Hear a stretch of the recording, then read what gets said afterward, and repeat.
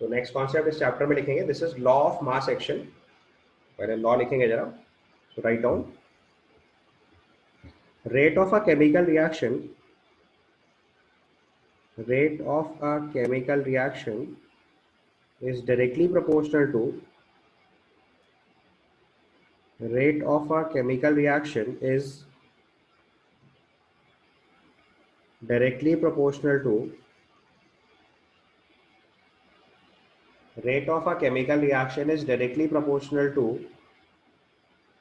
product of active masses of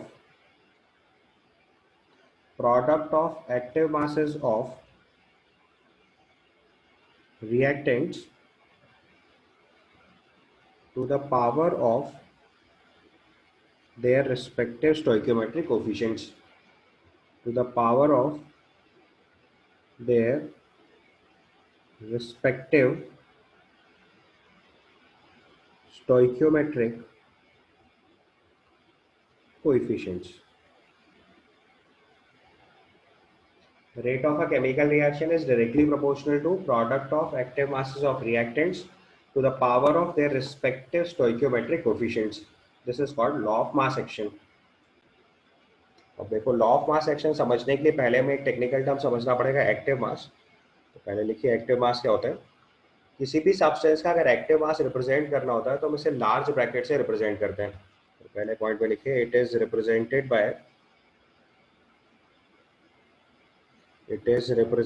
by large bracket. अगर आप किसी भी सब्सटेंस की सराउंडिंग में लार्ज ब्रैकेट लगा दोगे तो it is referred as active mass.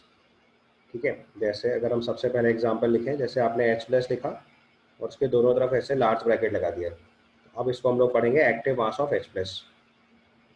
This is read as active mass of H+। मतलब कोई भी लिख सकते हैं, किसी को भी किसी भी सब्सटेंस के लिए, किसी भी आपने H+ के सराउंडिंग में ब्रैकेट लगाया तो इसे एक्टिव मास ऑफ H+। आप किसी के भी लिख सकते हो, आप जो भी सब्सटेंस हो। आपने यहाँ से लिखा है PCl5, ये ब्रैकेट लगा दिया तो this is active mass of PCl5, active mass of PCl5। ठीक है, तो अब देखो एक्टिव मास का मतलब समझना है तो गैसेस के लिए एक्टिव मास उसका पार्शियल प्रेशर होता है। तो पहले पॉइंट पे लिखो, फॉर गैसेस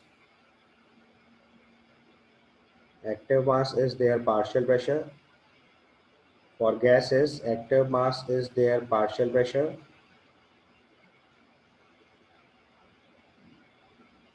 Partial pressure याद है, mole fraction into total pressure. For solutions, active mass is molar concentration. Active mass is their molar concentration. Molar concentration समझ रहे हो?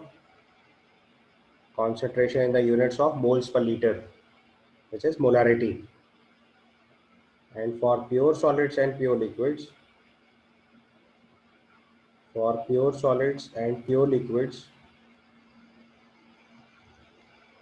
active mass is constant.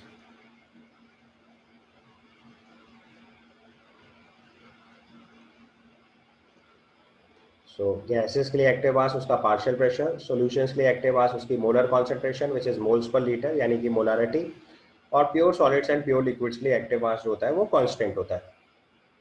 ठीक है, तो सपोज करो हमने एक इक्विलिब्रियम केस समझाया, एक रिवर्सिबल रिएक्शन लिखा ए, या बेटर टू से यहाँ इक्विलिब्रियम भी देखो, for a reversible reaction AA plus BB gives CC plus DD। उसमें capital A capital B reactants हैं, capital C and capital D products हैं, small a b c d are stoichiometric coefficients of A B C and D in a balanced equation। ठीक है, तो अब अगर हम देखो यहाँ पे law of mass action apply करें तो according to law of mass action,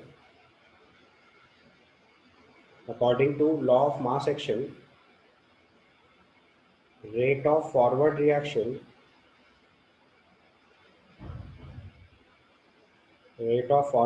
let's say RF is proportional to, अब स्टेटमेंट पढ़ो में क्या लिखा है, rate of the reaction is directly proportional to product of active masses of reactants, तो दो रिएक्टेंट है इसमें ए और बी, इनका product, so product of active masses of reactants to the power of their respective stoichiometric coefficient, A का stoichiometric coefficient A है, B का stoichiometric coefficient B है, तो rate of the forward reaction will be directly proportional to active mass of A power A, B power B।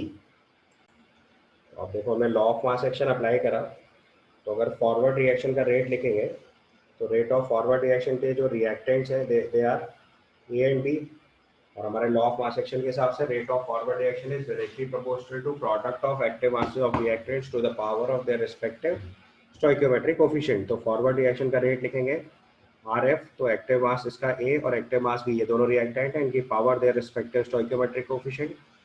Proportionality हटाया तो constant लगाया, constant is K F, K F is known as rate constant या इसी को velocity constant बोलते हैं for forward reaction, और ये टेम्परेचर डिपेंडेंट होता है। ठीक है, अगर सिंपल तरीके से समझना है तो टेम्परेचर बढ़ाने से रेट कांस्टेंट इंक्रीज करता है।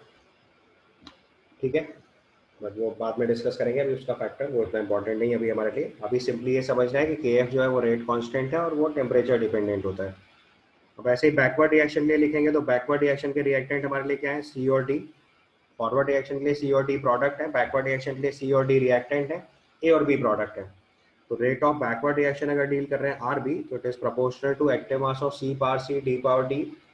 यहाँ पे के बी जो लिख रहे हैं ये हमारा फिर से कांस्टेंट हो गया, रेट कांस्टेंट और velocity constant for backward reaction, और ये भी टेम्परेचर डिपेंडेंट होगा। ठीक है, अब हम सब जानते हैं कि जब इक्विलिब्रियम अटेन होगा तो उस कंडीशन में rate of forward reaction rate of backward reaction के इक्वल होगा। तो अगले पॉइंट में लिखो at equilibrium rate of forward reaction will be equal to rate of backward reaction। अब अगर हम इन दोनों को इक्वेट कर दें तो हमारा फॉर्मूला आ जाएगा K f into active mass of A power ए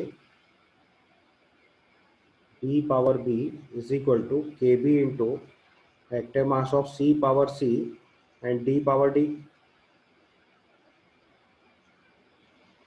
ये कंडीशन बनेगी। अब इसको थोड़ा मैथमेटिकली अरेंज करके अगर हम लिखें तो ये वैल्यू बन जाएगी K F by K B is equal to active mass of C power C D power D upon active mass of A power A and B power B. अब ये जो फॉर्म बनी है इसको हम लोग टेक्निकल टर्म में बोलते हैं equilibrium constant, K equilibrium. This is referred as equilibrium constant.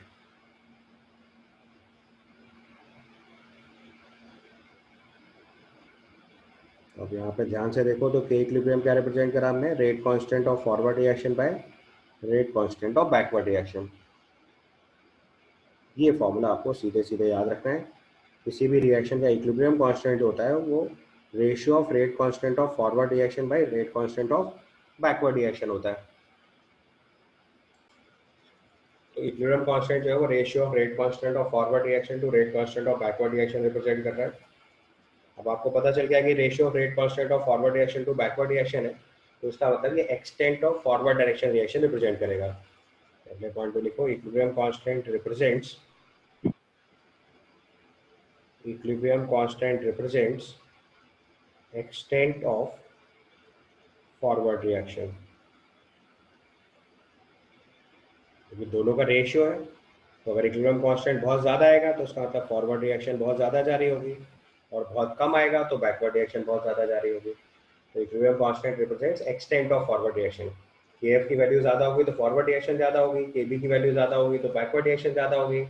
तो अगर के एफ बाई के बी लिखेंगे और वो वैल्यू ज़्यादा हुई तो उसका ऑटोमेटिक मतलब है के एफ ज़्यादा है, और के एफ बाई के बी की वैल्यू कम आई इसका मतलब ऑटोमेटिक मतलब है कि के एफ की वैल्यू कम है। तो इक्विलिब्रियम कांस्टेंट क्या रिप्रेजेंट करेगा, extent of forward direction reaction. तो equilibrium constant represents extent of forward reaction. ठीक, उसके बाद देखो ये रेशियो ऑफ रेट कांस्टेंट है, तो इसका मतलब ये टेम्परेचर डिपेंडेंट होगा और active mass of reactant and product से इंडिपेंडेंट होगा। तो अपने पॉइंट पे लिखो equilibrium constant depends on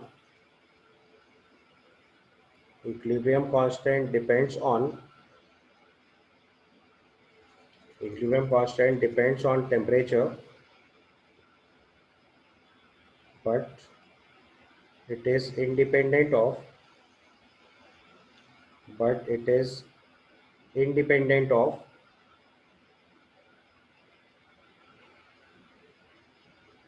independent of active masses of reactants, independent of active masses of reactants, it is independent of active masses of reactants. जो equilibrium constant है वो temperature पे तो डिपेंड करता है, बट ये एक्टिव मास के equilibrium जो रिएक्टेंट्स हैं उनके एक्टिव मासेस से इंडिपेंडेंट होता है. So it is independent of active masses of reactants. हमने लिखा है equilibrium constant depends on temperature but is independent of active masses of reactants, volume of container, pressure और मोल्स. ठीक है, जहाँ रिएक्टेंट लिखा है वहाँ प्रोडक्ट्स भी लिख सकते हैं, वो एक ही बात है, क्योंकि फॉरवर्ड एडिशन के रिएक्टेंट्स अलग है और बैकवर्ड एडिशन के रिएक्टेंट्स अलग हैं, तो हम उसे दोनों को एक ही बात से इंक्लूड कर रहे हैं. अगर आपको केवल रिएक्टेंट से कंफ्यूजन हो रहा हो तो आप रिएक्टेंट्स एंड प्रोडक्ट्स लिख सकते हो. ठीक है. Next case, Sir, active masses are represented in terms of concentration, then equilibrium constant is Kc. And if active masses are represented in terms of partial pressure, then equilibrium constant is Kp. अब देखो, अगर हम अपनी given equation के लिए लिखें, जैसे कोई एग्जांपल लिख देता हूँ आपके लिए. Let's say we have a equation N2 gaseous plus 3H2 gaseous gives 2 ammonia gaseous. ये हमारी एक इक्वेशन है.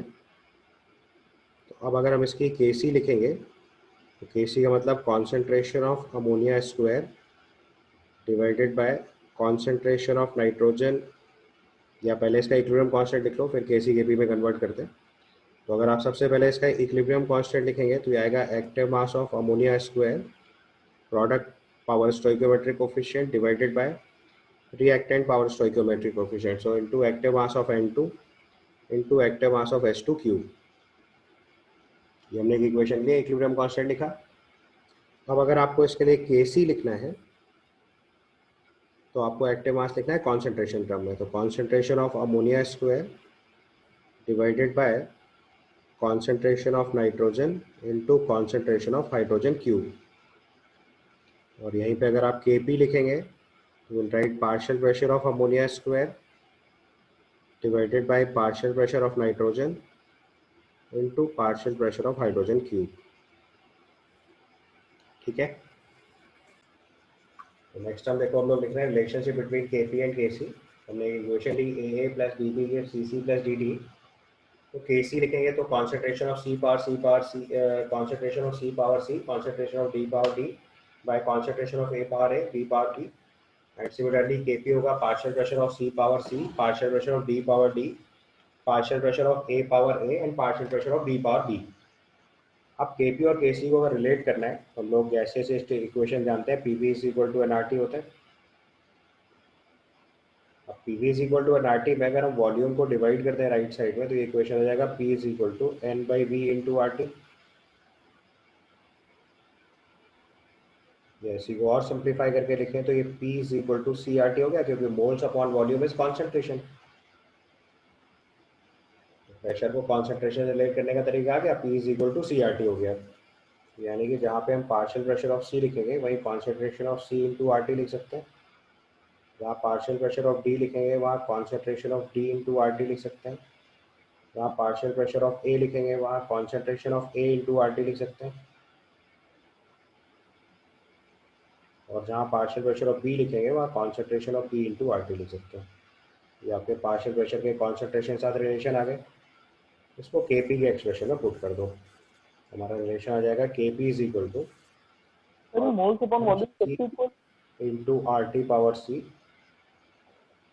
concentration of D into RT power D divided by concentration of A into RT power A and concentration of B into RT power B. इसको अगर सही से लिखा जाए तो वैल्यू आ जाएगी concentration of C power C, concentration of D power D upon concentration of A power A, concentration of B power B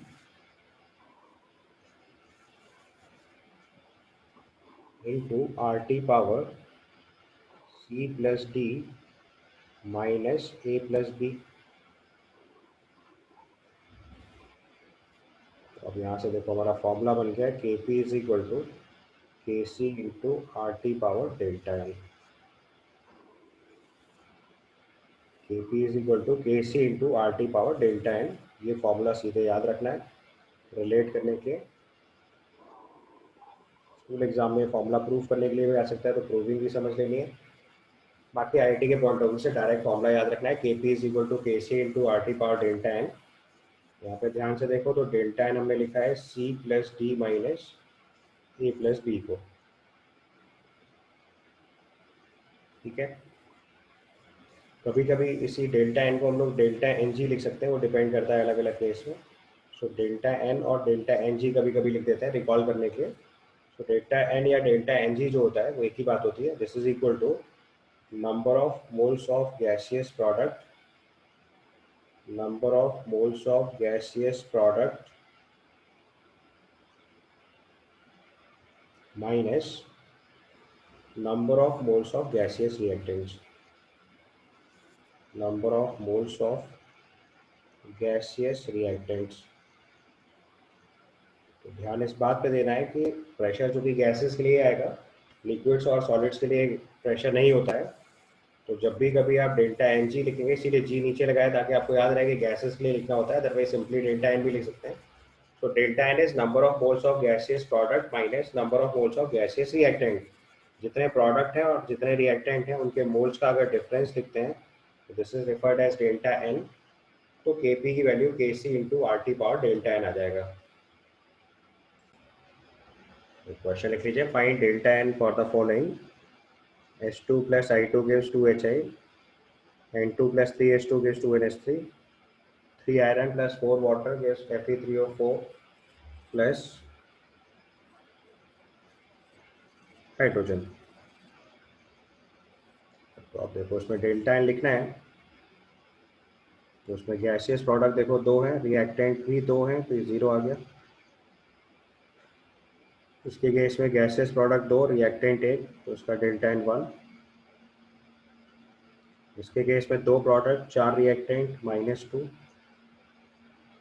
इसके case में 4 रिएक्टेंट 4 प्रोडक्ट 0। ध्यान से देखना है, गैसियस काउंट करना होता है तो ये 4 और ये 4 काउंट करेंगे। आयरन सॉलिड और Fe3O4 सॉलिड काउंट नहीं करेंगे। समझ गए? नेक्स्ट केस लिखिए, यूनिट ऑफ केसी। तो अगर केसी की यूनिट लिखेंगे तो ये moles per litre power delta n आ जाएगा। चाहो तो सॉल्व करके देख लो, ऊपर वाले एक्सप्रेशन से अगर हम यूनिट लिखेंगे तो पिछले वाले एक्सप्रेशन से यूनिट लिखो केसी की। तो जैसे हमने केसी का एक्सप्रेशन लिखा था, that was active mass of concentration of C power C, concentration of D power D upon concentration of A power A, B power B. अब कॉन्सेंट्रेशन की जगह मोल्स पर लीटर लिख लो, तो कॉन्सेंट्रेशन की units moles per litre power C हो गया ये। अगली वाली यूनिट भी मोल्स पर लीटर ही होगी, तो पावर डी हो गया divided by moles per litre power A into moles per litre power B. इसको सिंप्लीफाई करोगे तो ये यूनिट आ जाएगी moles per litre power C plus D minus A plus B. इसी को हम लोग सीधे सीधे moles per litre power delta N लिख देंगे। तो ये कॉन्सेंट्रेशन की केसी की यूनिट होगी। सिमिलरली केपी की यूनिट लिखेंगे तो वो एटमॉस्फेयर पावर डेल्टा एन हो जाएगा। प्रेशर की यूनिट लिख देंगे तो यूनिट ऑफ केपी अगर लिखेंगे तो this becomes atmosphere power delta n. ठीक है, so unit of KC is moles per litre power. Sir मतलब इसकी कोई हाँ, मतलब अलग अलग इक्वेशंस लिए यूनिट अलग अलग आएगी केपी केसी की। And unit is a very important information, इससे हम डेल्टा एन फाइंड आउट कर लेते हैं क्वेश्चन से। इसका नेक्स्ट हम लिखेंगे केसी नॉट एंड केपी नॉट। तो आप देखो, आपको समझ में आया कि यूनिट जो है वो केसी और केपी के लिए हमेशा डेल्टा एन से रिप्रेजेंट हो रही है। मतलब अगर हमारे पास केमिकल इक्वेशन होगी तो हम यूनिट अपने आप निकाल लेंगे। तो इसका मतलब क्वेश्चन में कई बार यूनिट देने की जरूरत नहीं पड़ेगी। तो हम लोग एक नया टर्म लिख लेते हैं, K C naught and K P naught. K C naught और केपी नॉट जो होता है वो numerically equal to K C and K P होता है, बस इसकी यूनिट नहीं होती है। ये बिल्कुल वैसे ही है जैसे मैंने आपको स्पेसिफिक ग्रेविटी सिखाया था। स्पेसिफिक ग्रेविटी डेंसिटी के बराबर होता है ग्राम पर सेंटीमीटर क्यूब में, बट उसकी यूनिट नहीं लिखते हैं। क्योंकि डेंसिटी ऑफ वाटर से डिवाइड कर दिया जाता है। वही काम यहाँ पे भी है कि जो भी कॉन्सेंट्रेशन है उसको मोल्स पर लीटर से डिवाइड कर दो और जो भी प्रेशर है उसको एटमॉस्फेयर से डिवाइड कर दो, तो न्यूमेरिकल वैल्यू तो वही रहेगी बट यूनिट खत्म हो जाएगी। ये पॉइंट ऐड करके लिखिए, K C not and K P not are numerically equal to K C not and K P not are numerically equal to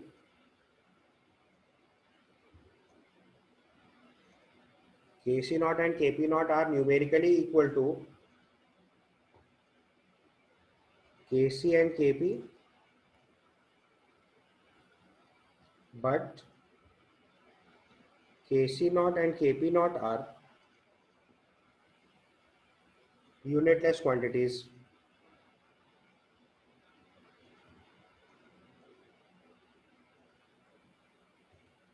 Kc naught and Kp naught are numerically equal to Kc and Kp, but Kc naught and Kp naught are unitless quantities. तो operations on equilibrium constant मतलब आप अपनी किसी भी chemical equation पे जो भी operation apply करते हैं उससे इक्विलिब्रियम कांस्टेंट पे क्या फर्क पड़ता है ये लिखना है। तो सबसे पहला ऑपरेशन, जैसे मान लो हमारे पास कोई इक्विलिब्रियम है, a plus B gives c plus D, उसका इक्विलिब्रियम कांस्टेंट लेट से हमारे पास k1 है। तो अगर मैंने इस रिएक्शन को रिवर्स कर दिया, so if equilibrium equation is reversed,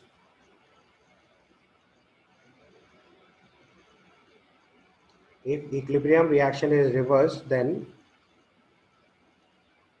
equilibrium constant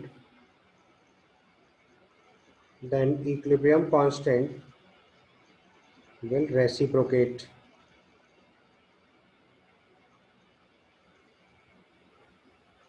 मतलब अगर हमने ऊपर वाली रिएक्शन को उल्टा करके लिख दिया, let say C plus D gives A plus B, तो जो नई इक्वेशन आएगी उसका इक्विलिब्रियम कांस्टेंट हो जाएगा 1/K1। समझ में आया? मतलब आपने इक्वेशन को अगर रिवर्स करके लिख दिया तो इक्विलिब्रियम कांस्टेंट रेसिप्रोकेट कर जाएगा, जो K था वो 1/K1 हो जाएगा। समझ आया? सिंपल मैथमेटिकल एप्लीकेशन है, नथिंग एल्स। मैथमेटिकली आप पहले वाले एक्सप्रेशन को लिख के देखो, दूसरे वाले एक्सप्रेशन को लिख के देखो, तो आप समझ जाओगे कि सिंपली रेसिप्रोकेट किया गया है। जैसे अगर हम एक्सप्रेशन लिखेंगे तो K1 का एक्सप्रेशन क्या आएगा, active mass of products upon reactants, active mass of products upon reactants. जबकि दूसरी वाली रिएक्शन में देखोगे तो उसका जो प्रोडक्ट था वो रिएक्टेंट हो गया और रिएक्टेंट जो है वो प्रोडक्ट हो गया। तो आप यहाँ पे ध्यान से देखो, तो अगर इसको हम 1/K1 लिख देंगे तो ये अपने आप ही देखो वैल्यू क्या हो जाएगी, active mass of A into B by active mass of C into D. और अब आप ध्यान से देखो तो जो सेकेंड वाली इक्वेशन है ये उसी का इक्विलिब्रियम कांस्टेंट लिखा हुआ है, तो ये अपने आप आसानी से देखो मैच कर जाएंगे। समझ गया? पहला ऑपरेशन समझ में आया कि अगर आपने किसी भी रिएक्शन को रिवर्स करा तो उसका इक्विलिब्रियम कांस्टेंट जो है वो भी रेसिप्रोकेट कर जाएगा। दूसरा ऑपरेशन लिखना है, if we add two equilibrium equations, if we add the two equations,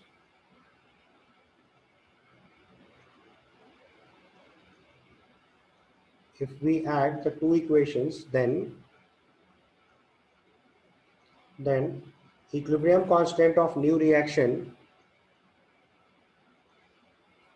if we add two equations then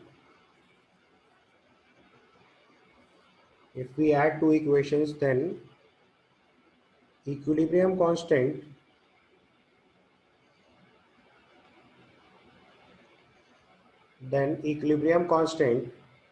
of new equation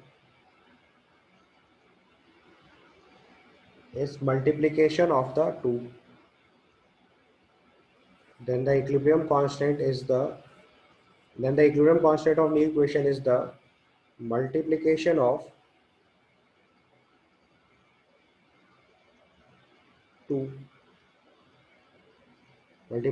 equilibrium constant of two equations, ऐसे लिखो, multiplication of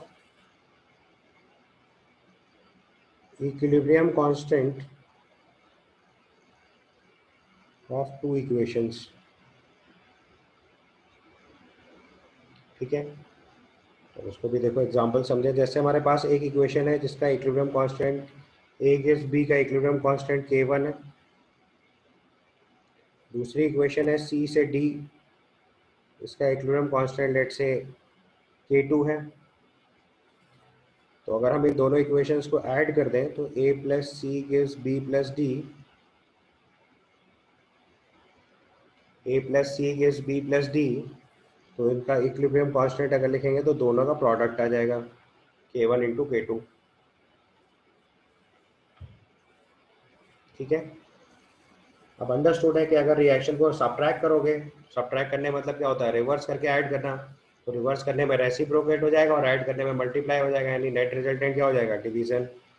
तो तीसरे केस में लिख लीजिए, अगर सबट्रैक्ट करेंगे तो ये डिवीजन हो जाएगा।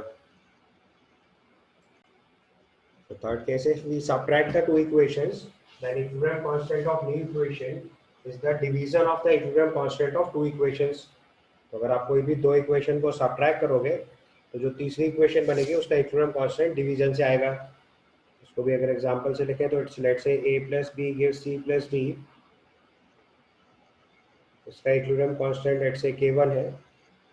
दूसरी इक्वेशन लिख रहे हैं हम लोग, लेट से b गिव्स d, इसका इक्विलिब्रियम कांस्टेंट लेट से K2 है। तो अगर आपने इक्वेशन नंबर 1 में 2 सबट्रैक्ट कर दिया तो हमारी इक्वेशन क्या आ जाएगी, a गिव्स c। तो उसका इक्विलिब्रियम कांस्टेंट अगर लिखेंगे तो ये K1 बाई K2 आएगा।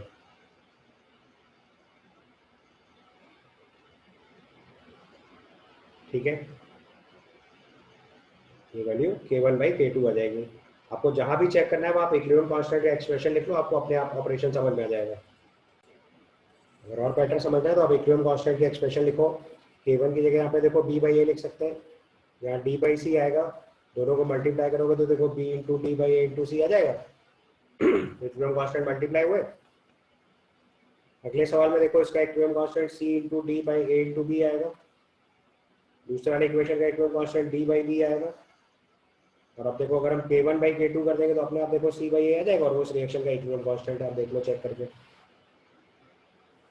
ठीक है, next rule is if we multiply a chemical equation by a constant number, let's say n, then equilibrium constant of new equation will be k equilibrium power n, मतलब वो power में number चला जाएगा। जैसे अगर एग्जांपल से लिखना है तो we'll write a plus b gives c plus d, this is the equation। इसका इक्विलिब्रियम कांस्टेंट हमें k1 दिया हुआ है। तो अगर हम इसको एक कांस्टेंट नंबर से मल्टीप्लाई करते हैं, let's say na plus nb gives nc plus nd, तो उसका इक्विलिब्रियम कांस्टेंट अगर लिखेंगे तो ये k इक्विलिब्रियम पावर n आ जाएगा अपने आप। तो this is k1 power n। समझ में आई बात? आपको चेक करना है तो इसका इक्विलिब्रियम कांस्टेंट लिखेंगे तो ये आएगा active mass of c into D by active mass of a into B.